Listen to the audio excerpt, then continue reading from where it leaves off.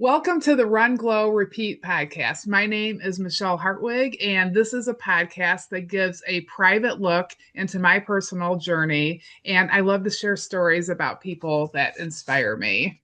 And so today's guest is Bryan Komas, and he just got done finishing the Midwest States 2025 100K race.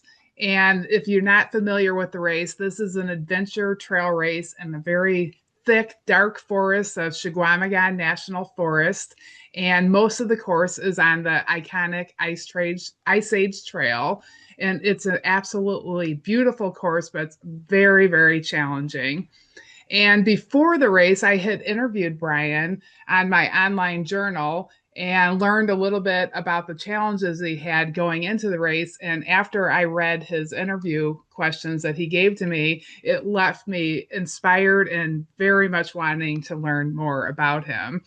And then he came to the race, and you're you just exude happiness and kindness.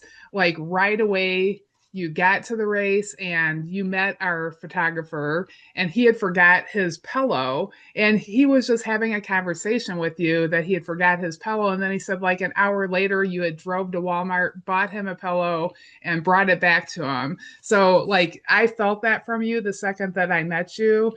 And I it didn't surprise me, but it just shows what kind of person you are, and you inspire people in all ways. So we are so honored to have you on the show. So thank you, Bryan. Oh, thank you for having me here. Yeah. How are you feeling anyhow after the race? It's been 1 week now. I'm feeling great. Recovery is going well. Actually, getting the itch to get out there and run again, and I'm listening to my coach and just respecting the fatigue. So yeah, I've done a just one run walk combo, and overall the body's feeling great and just ready to get back at it. But I'm going to do it in time. So. Yeah. Yeah. You had, like, I don't know, I would love to learn more about your running journal or journey. We talked about it a little bit on the interview, and you've had some challenges that a lot of us in life know somebody or personally have had challenges. And you found a way to work through this. And I just think that your journey is so inspired to so many. So would you mind sharing a little bit about that? Sure, sure, absolutely. So running for me has really changed my life dramatically. So about 7 years ago, I quit smoking. I was a pack-a-day smoker for about 25 years, and I finally quit after many attempts. And so I finally picked up running about 6 years ago, and I could barely run like a half mile. I got out there and I was basically just dying, and I'm like, I just want to kind of push this and just see if I can get this up to a mile. And so I basically, over the course of 8 months, had pushed it up to like a half marathon. And then I'm like, hey, I'm really enjoying this. I'm enjoying this new addiction, much healthier addiction, of course.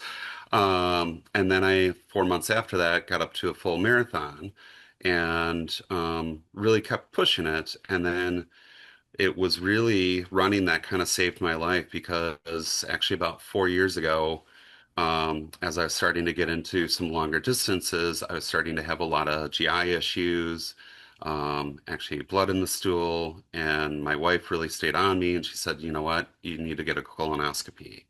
And so I was 43 years old, and September 10th, 2021, I was diagnosed with stage 3 rectal cancer. 2 weeks later, I was then diagnosed with stage 1 bladder cancer. And then 2 weeks after that, they also found a brain tumor that was non-cancerous, but it was pushing on my optic nerve, causing vision loss. So as you can imagine, my life was pretty much turned upside down, and just really wondering like what we're going to do, what's next. And over the course of the year, with a lot of grace and a lot of love, I was fortunately able to get through it all. I had 5 months of chemo, a month of radiation, and five different surgeries, including a elastomy and reversal, which I was very thankful that that was able to be reversed as well. But running really helped me actually with my mental health through that as well. I was super fortunate. I was able to actually run during chemo. So I would have a week of chemo, and then feel pretty crappy. But then, like that following week, I'd be out there running 5, 10 miles. And I think that really helped just to one, help me with my mental side, but also two, just to get the chemo out of me.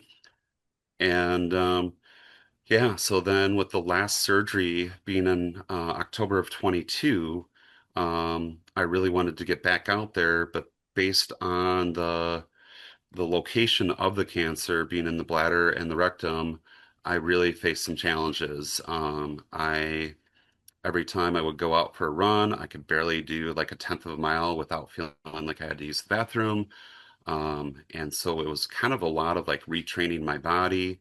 Um, and at this point, I was mostly a road runner. So running the roads, as a lot of people know, there's not as many spots to necessarily go find the bathroom if you need to. And so that's actually what kind of turned me into trail running. I had I'd known a friend, actually from church, Trish Larson, that she I knew was a huge trail runner and very inspirational just with some of the things that she was doing out there, and kind of reached out to her to say, "Hey, what's this all about? What's Lapham Peak Trail Runners about?" And I was still kind of nervous because it was very challenging for me. And I'm like, I don't want to go into this new group and be embarrassed right away, right? And so I mustered up the courage to one, not only meet all these strangers that are running in the woods, but two, just to go out and try it out. And so it's been just about 2 years, and I've loved the trails ever since. It's opened up just some amazing friendships, amazing challenges, and amazing adventures. So yeah. That's really great. One thing that stands out to me in that is how welcoming the trail running community, I feel like anyhow, I might be a little biased, can be. And you were feeling nervous and had, I can understand being worried going for a run, meeting new people, maybe needing to stop to use the bathroom, more often or something, and being concerned about that. Like, what was that? And then on top of that, I believe a lot of the lap hand runners are like long distance runners. Were you intimidated by any of that, or like how did you work through all that? I wasn't really intimidated by it. It was more just like the putting myself out there and, the possible embarrassment. But really everybody was super welcoming, and to your point, like it's so amazing, like just the people that you meet out on the trails, and some great friendships now that have kind of really fostered from that over the last 2 years. We actually have our little gaggle that we call it, that there's four of us that will really look forward to going to Lapham every Wednesday. But we'll also do a long run typically on Sundays. So we've shared a lot of miles, a lot of stories over the last couple of years. And it's been kind of fun to grow on that journey together, because we kind of stuck together and then kind of said, okay, let's go do our first 50K together. And then actually the four of us did the kettle fun run. That was our first like overnight experience, and to really take that in together. So, and then Zion was just this last April. So that was our first 100K together, and that was the first for all of us. So it's been a fun journey with the four of them. So yeah, I'm super thankful for Mark, Taylor, and Maria. So I'll give them a little shout out. Oh, good. Yeah, in case anybody's listening that is from the Wisconsin area, you want to share a little bit about when Lapham Peak, when they meet to Oh yeah, run. absolutely. So every Wednesday, throughout the entire year, we meet at 5 p.m. At the Evergreen Shelter, or actually what used to be the Evergreen Shelter. Now it's a beautiful brand new shelter. And we'll run a black loop, which is a 6.5 mile loop. It's about 1,000 feet of elevation gain. So if somebody's looking for a little challenge, um, it's pretty awesome. And then we'll share snacks and beverages afterwards. So it's a great time. there'll be people from 20 to 60s and anywhere in between, all different backgrounds, all different trail running experiences as well. And there's a lot to be learned in that group because some people have, done multiple 100 milers. Others are just kind of new to it. So, all skill levels are welcome. So if anybody's looking to really just kind of try the trails, I would totally encourage them to get out there, and all paces are welcome. So, Okay, very cool. Yeah, I hear great things about them. I need to go up there and go for a run. It's a little bit of a drive for me, but I need to make the time because it's a great group of people. yeah. So then you gradually built up your distances, your first 50K running overnight, and then decided to go for Zion 100K and then Midwest States 100K, which you just finished. Like, how did you yeah, I'm sure you learned from the people around you, but like how did you build up to that? Like what suggestions would you have for somebody considering that kind of adventure? Sure. So I would say, so a lot of the first years I did on my own, and I was doing what I thought was right to do, and kind of maybe followed some of the online plans, right? There's all that different info out there. I did some Peloton plans, I did some, online training plans, and overall, like that definitely helped. But I think what really kind of took me to the next level was when I decided to get a coach, and that was about a year ago. Because I would say that I have pretty good self-discipline of getting out there and doing the miles, but it's a whole different level of discipline once you have a coach and to, keep you a little bit more accountable, and know that, hey, I don't want to let coach down. So, I think that's what really helped me stay consistent and stay the course. It helped me when it's, especially in Wisconsin, when it can get to like -10, like, hey, I still need to get this run in. And, so I feel like really staying consistent with the training helped throughout, and I've been pretty consistently running over the last 2 years, and also to respect recovery. um, I've seen it already with too many runners that just want to kind of like push it and like go on for the next. um, so just understanding like, hey, recovery is just as important as getting that 20-mile long run in. So Yeah, that I am such a huge advocate of having a coach. It's really it's really easy to talk yourself out of things and it seems like you're doing a lot, but when you have a coach, it keeps you very, very consistent and specifically training for, whatever event that you're training for. They can look at stuff more objective than maybe you can. absolutely, absolutely. So no, it's been a really, I'm very, very thankful for a coach, and also just the climb. It's, don't expect like overnight results. It takes time to build up. And the trails will humble you, and it's really been a cool experience, like just to go, especially this year, to go from Zion, which was an extremely challenging race for me. It nearly broke me, but just really the grace and the grit that kind of got me through that race. I had a lot of GI issues, and just, I mean, like 20 plus GI issues on that race. I was pretty much ready to give up, and I told the rest of the group to kind of go ahead. At mile 40, I'd actually kind of called my wife and said, hey, I think if I get to the next aid station and they tell me you're dehydrated or what, you need to be done, I'm like, I'm going to accept that. And then I was like, well, it's my 47th birthday. I just want to get to mile 47.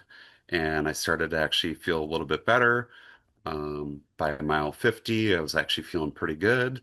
And then at mile 55, the course decided to give us a nice 1,500-foot climb at 30% grade, and conquered that mountain and got to the finish. So it was a very, very challenging race, but that's kind of what inspired me to really go after Midwest States and to do it solo, um, because I wanted to see what I could truly do and just do it by myself. So. Had you heard anything about Midwest states? the reputation of the course or been on the Um, trail? I had. So I had known a couple people, actually both Trish and Tammy Zydok that had done the course, and just they all talked about what a cool experience it was of just being a smaller group. And I heard a little bit about that, but like when you hear like, okay, it's challenging, there's roots, there's mud bogs, like you have a certain visual, but like once you're actually up there, it's a whole different world. Like um, I was looking at just running it in the early miles versus the later miles where you're walking over all these tree roots and trying to navigate, these little river crossings and mud bogs. It was very, very challenging, that's for sure. Was it surprising or or had you been properly warned?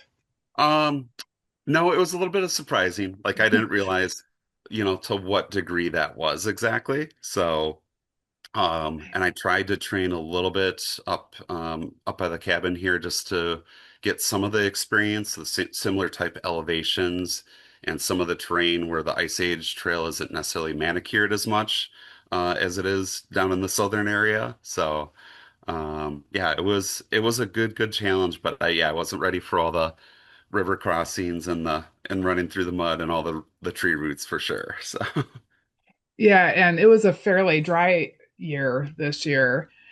I think it's well taken. I mean, not you didn't say this, but it is well taken care of trail by the Ice Age Trail Alliance. It's just lightly traveled, and that yes, makes a big difference when there's like over, by the Kettle course, hundreds of people are traveling on that trail every single day or weekend, and this one's more lightly traveled, and it gets buffed out when you are on it a lot, so it definitely makes a difference.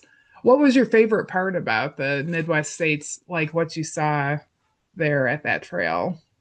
yeah, I mean, just I love just being out in the nature like that, and just the trails, and just really just taking it all in. It was kind of a cool experience for me because this one I was very like deliberate about getting out there and deliberate about a lot of things in this race. And so, deliberately getting in and out of aid stations very, very quickly.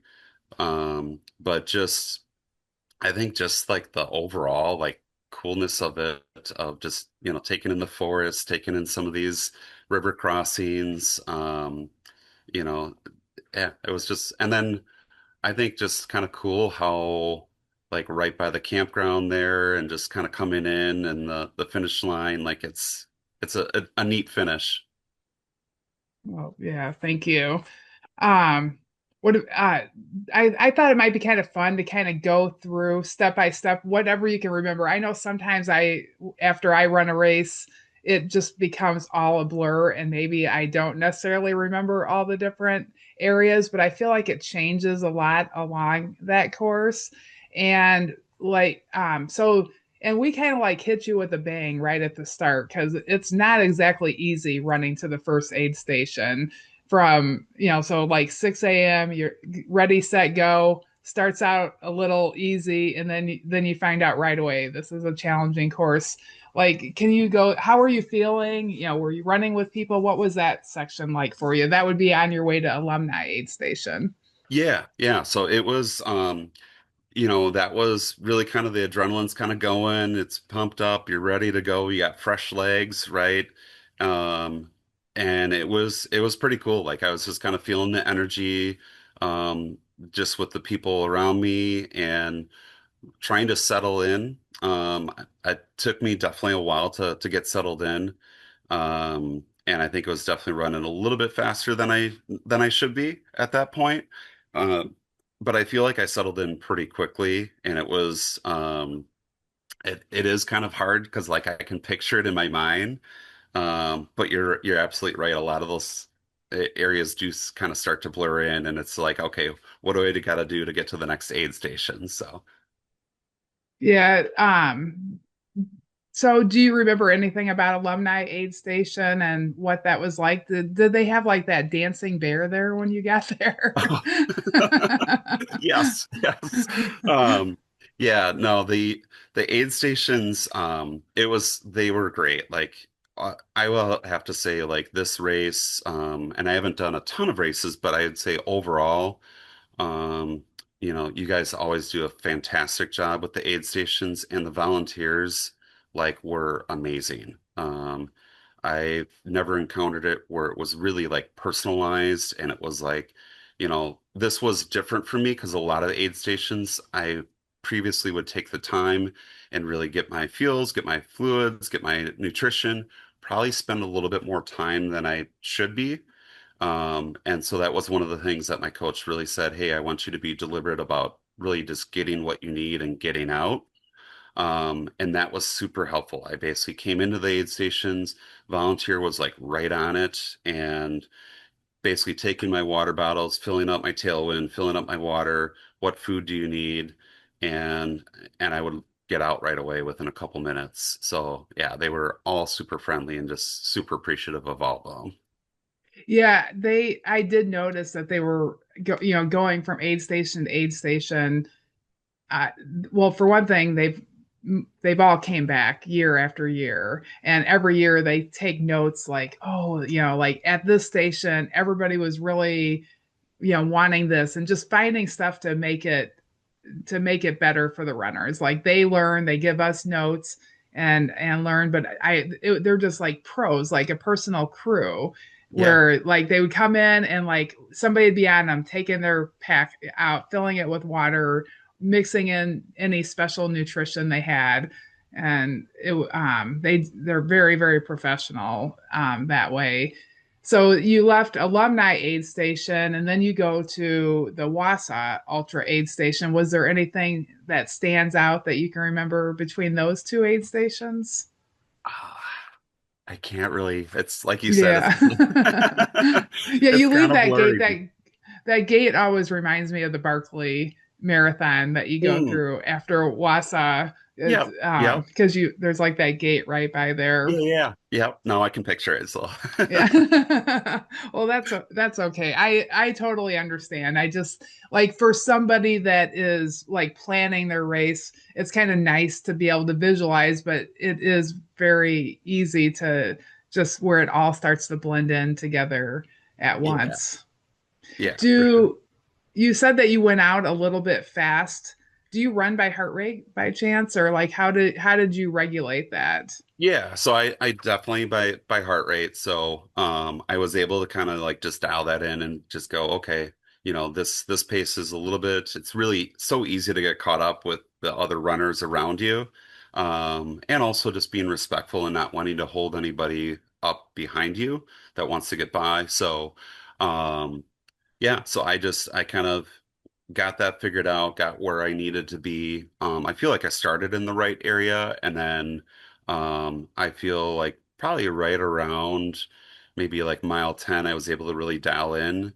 And then I just started to flow, and it was probably the first race that I can say I never really bonked. So I'm like, I knew that I really ran it well and paced it out right.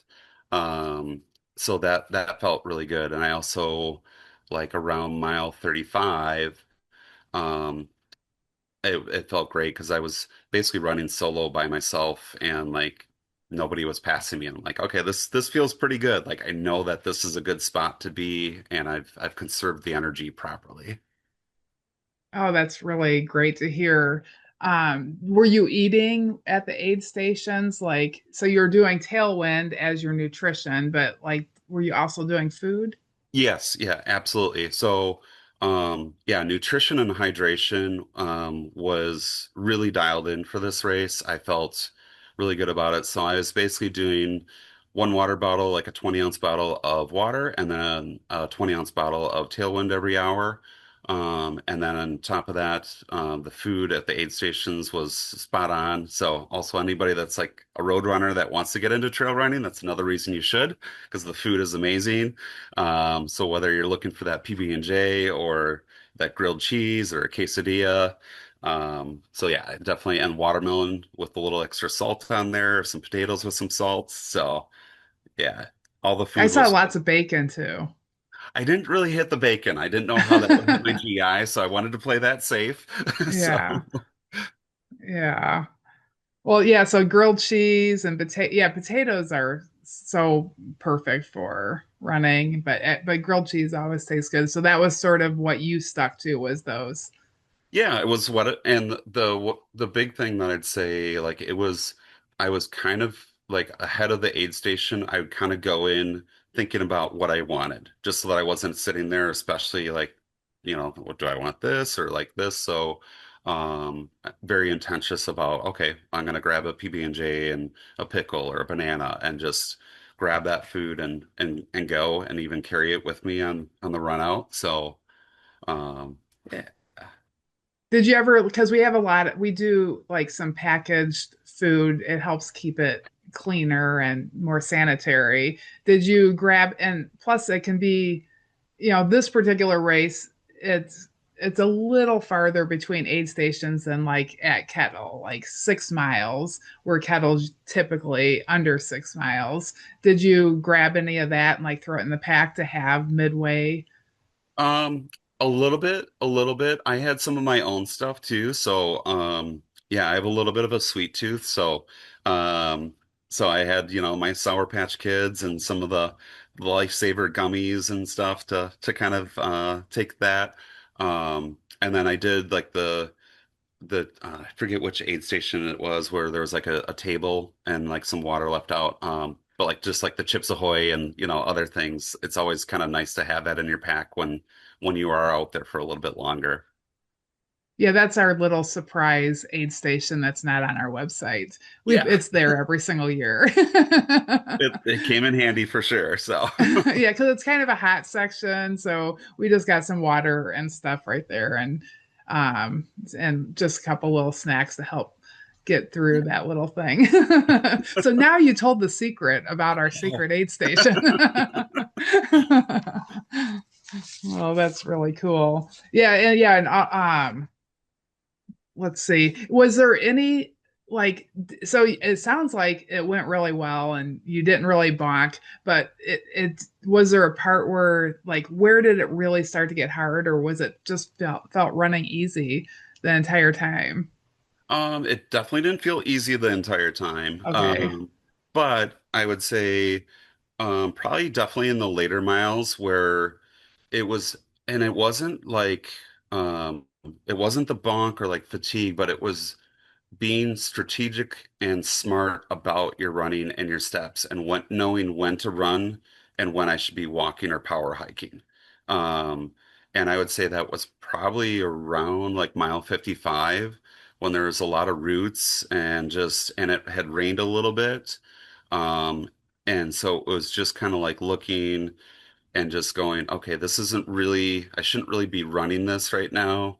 I'm probably better served to walk this, even though I feel like I could probably still run. So that was kind of more of what I was at, and just being smart about it, just knowing that hey, it's not worth rolling an ankle, at mile 55 to try to run this or get going faster. Or like some of the river crossings, like just taking the time, and it's amazing like how your mind is processing at mile 55 to try to navigate across a couple logs. It takes a little bit more. Yeah. I am really impressed that, I mean, you must have done everything right. If at mile 55 you're still, you know, definitely able to run. Like that's fantastic. Like Yeah, great job. this for me was a huge race that way, where it really, as we kind of talked earlier, this honestly was the first race for me that that I didn't have any GI issues. Um, I'd say on a run that's longer than 25 miles. So that for me is a huge, huge win just in itself. Um, and then just to be able to run it and conserve the energy properly. I feel like this was probably my best executed race so far. So, yeah. That's fantastic. What do you think? Like you must have learned from previous races to help you get through the GI issues. So, like, what were you doing that helped with that for anybody that may struggle? Yeah, I mean, so I definitely watched my diet beforehand. For me, this race was extremely important to me too. So I had also quit drinking for like 6 weeks, so no alcohol for 6 weeks prior. So that played into it. And then I also proactively took some Imodium ahead of the race, and actually a little bit like during the first couple hours, just to try to get ahead of anything that would creep up on me. Oh, that's really great advice. And is there like certain foods? Have you learned that there's certain foods that work better for you? I guess tailwind must work well for you. Yeah, I feel like the tailwind really works well for me. And then, but as far as like the solid foods, I'll try to stay away from like the greasy stuff. That's why I didn't have any bacon. Otherwise, I'd be all about the bacon. Yeah. But I just tried to keep it to more blander, the grilled cheese, the quesadillas, that type of thing. Oh, okay. Yeah. Yeah, that's really good. Leading into the race, did you also were you careful on your diet, like the 6 weeks or something beforehand? Yeah, very much so. So I was staying away from fried foods, and really trying to do more fruits and vegetables than I normally would, and then more lean proteins, more chicken, fish, trying to stay a little bit away from like the red meat. But yeah, I feel like alcohol was probably one of the biggest factors for me there of just cutting that out for 6 weeks. So. Okay. So, like, for anybody thinking about doing 100K, how long do you think that they should spend getting ready for it?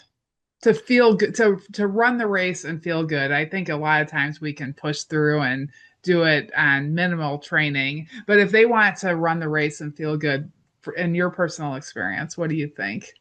I think it's got to be at least a good 20-week like training block of just really sticking to it. I mean, and building up the long miles. I feel like the back-to-back long runs that my coach had prescribed for me were probably the biggest factor of just knowing or just getting the sense or feeling of running on tired legs is so important.